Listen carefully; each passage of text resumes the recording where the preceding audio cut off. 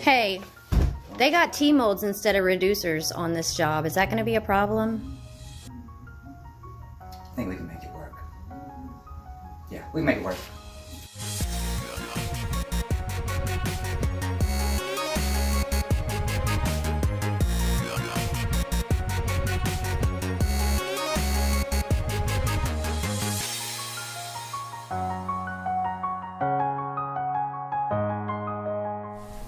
What's up, DIY Nation? Welcome back to YOUFLOOR, the channel bringing you tips and tricks to help you with your next flooring project. Now today we're doing something that I run across all the time. So when you're first getting started in the business, maybe you're working for some of these home stores like Home Depot, Lowe's, Lumber Liquidator, whatever. These places have salespeople who go out on the job. Some of them do the measuring, or they'll send out a measuring team. But anyway, the salesperson is responsible for selling the product to the customer, and that salesperson works on commission.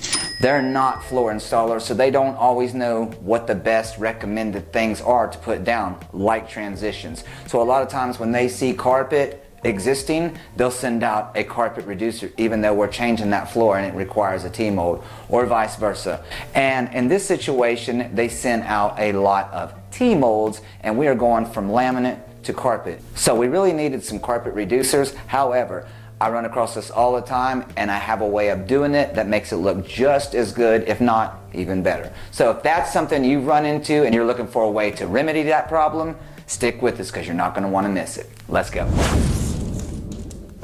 Step 1. Measure in between the door jambs to find the length for your transition.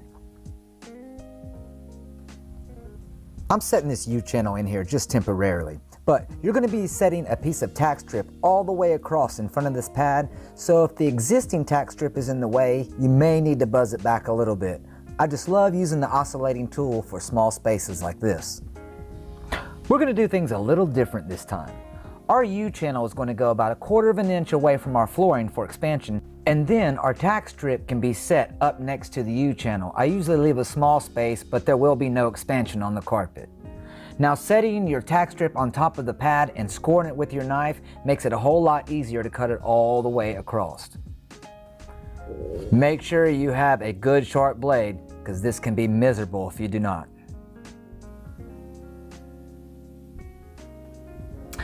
With the pad cut back, now I can set my tack strip in place. I set it usually around 1/8 to 1/4 of an inch away from the U-channel, and that way the T-mold will lip on top of my tack strip later on.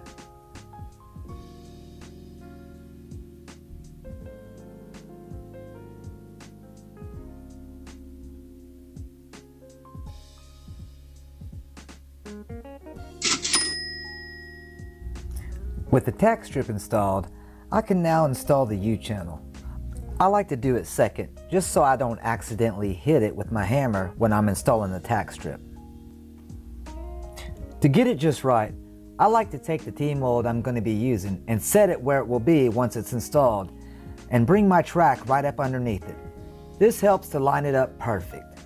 The goal is to make sure I don't see the carpet in the hallway and I don't see the flooring when I'm in the bedroom with the door closed. They usually provide screws with these tracks, but if not, you can get some at Home Depot or Lowe's. They are about 1 inch long. I like to keep some in my toolbox just in case.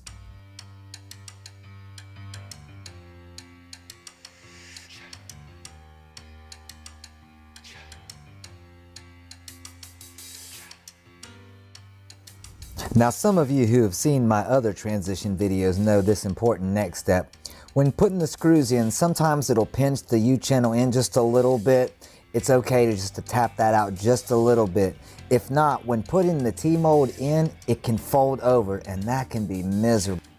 You'll have to start all over, and if the T-mold caught any bit at all in the U-channel, it is ruined and you'll have to cut a new one. Now, I know what some of you are saying. Z, I don't have a carpet kicker. That's okay.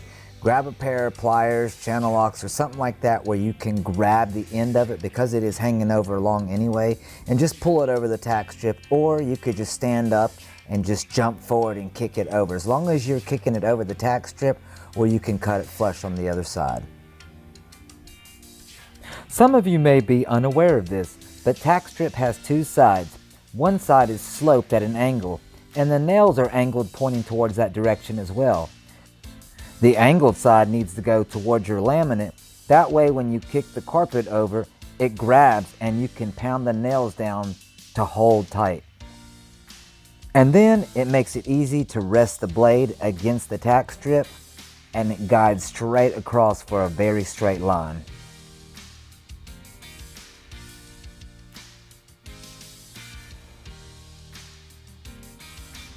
Beautiful. The tack strip should do the job, but you can put a couple staples through the top of it just to be sure. Make sure to pound those nails down so you don't step on them coming through the doorway.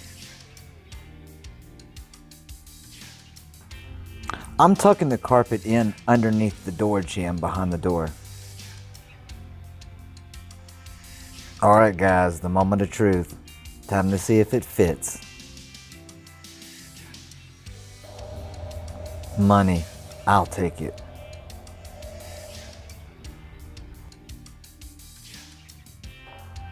Now because this is Pergo Outlast, we want to make sure we seal up the gap in between the U-channel and the flooring. And it doesn't hurt to put a small bead right on the edge of the flooring where the transition is going to sit. That will seal it up completely and make sure no spill or pet accidents get through.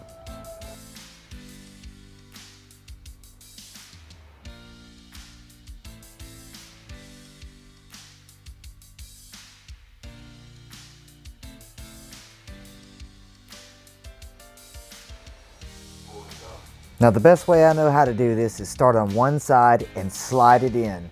Once it locks in, I bend it in on the other side and make sure it's lined up with the U-channel. Then I can just take a hammer or a rubber mallet and pound it down.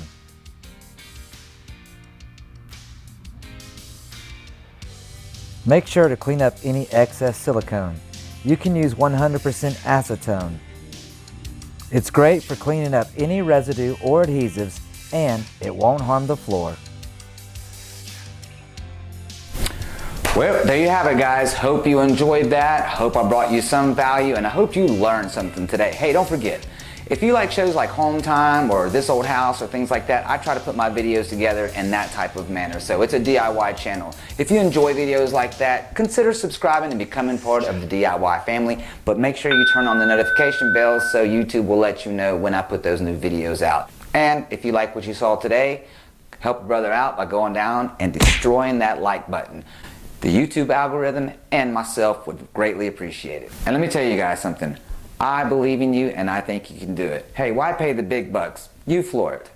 That's going to do it for this video, and I hope to see you guys on the next one. Until next time, take care and stay safe. Peace.